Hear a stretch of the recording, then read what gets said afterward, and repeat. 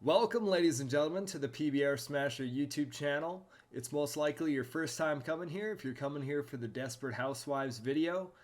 We just finally got to finish the series, so it took us about 6 months. We got really sick here coming up onto Christmas. I think everyone nationwide's been getting colds and the flu and everything. COVID's going back around, so we had time to finally finish the series.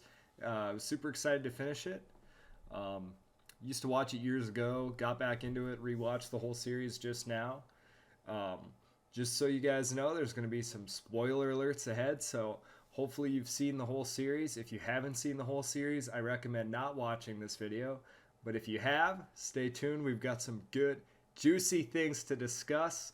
Normally, this is a video game channel, so you see this background behind me. Please ignore it. Without further ado, let's get into this bad boy. So, the Bree Vandekamp trial.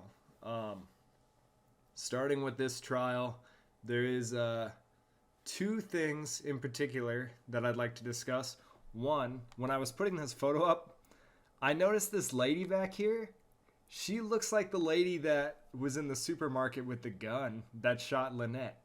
Doesn't it? That looks like a stand-in who looks just like the woman who shot Lynette. I think she got shot, right? She died at the end of that, but anyway, you could probably tell I'm sick as a dog. Long story short, what I think could have made this scene better is Bree Vandekamp, once she got clear of the trial, Chuck was her brief boyfriend for quite a while. He was the detective working at the police department. The head detective. He was an investigator. This head detective, I believe his name was Detective Murphy. Murphy. This guy, they never showed him again. Once Bree got exonerated and just like relieved of her crime, they should have showed this guy's face. I think that would have made that episode so much better. Because I think 2 or 3 episodes at the end of the episode, he'd be like, I'm going to nail that bitch. I'm not resting till that bitch goes. And then they never showed him again. Like, they could have totally showed this guy one more time. His expression as to what he felt after she got released would have been priceless. And here's the main reason for the video today. And this is the key thing that I think a lot of people discussed. I thought of an alternative ending for this show like 30 seconds into this final occurrence of this episode, but when we're nearing the end of the season, the final season, Mike Delfino, unfortunately, probably one of all of our favorites, gets shot by the loan shark. So, spoiler alert if you haven't seen it. Sorry you haven't clicked away yet, but we all know Mike Delfino gets shot on the side in his driveway. One thing I think could have made this better. We never got to see what happened to the loan shark, did we? And Susan spent a lot of time doing good in her life, and she got a little bit annoying for a couple of seasons there, but toward the end, she started coming back around. And there's one person in particular who she meant a big deal to and saved his life. My twist ending that I think would have been great. The credits roll. You know, Susan Delfino drives through Wisteria Lane one more time. We see all the people. Cut, maybe 1 year later. This guy right here, this loan shark, gets caught going to prison for something.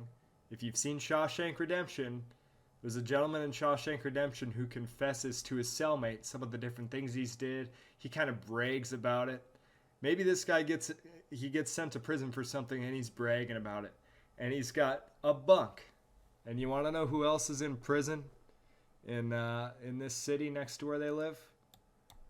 This man right here, Paul Young. Paul Young has so much attachment to Susan and Mike. Although he never really saw eye to eye and liked Mike very much, they had a child that they raised together.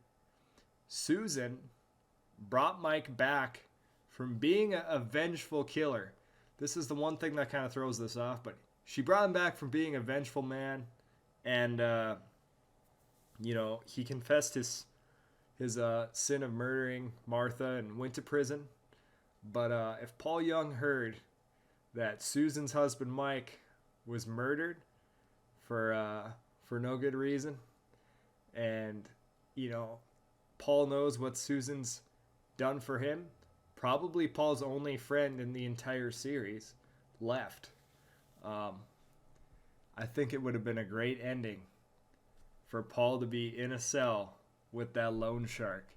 Um, I think it would have just put everything over the top. So let me know, ladies and gentlemen, what you think about this alternative ending take. Thanks for checking out the video. Sorry we didn't put any footage in. Just don't kind of got to worry about copyright all the time. So let me know your thoughts. If you are interested, shoot the video a like, and I could do a definitive character ranking list. We can go into depth, make like a half-hour video, 20-minute video, ranking all the characters in a tier list, kind of see which ones we think are our favorites and which ones are the stinkers.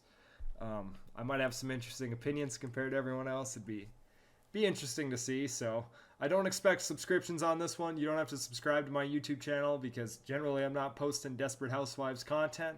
But if you do like the video, just put a comment down there or shoot a like or something, just so I know, and then I'll make another one. Without further ado, thank you everyone for checking out the channel, checking out the video. I appreciate it. Have a great holiday season. If you're watching this after the holidays, have a great year. Peace out.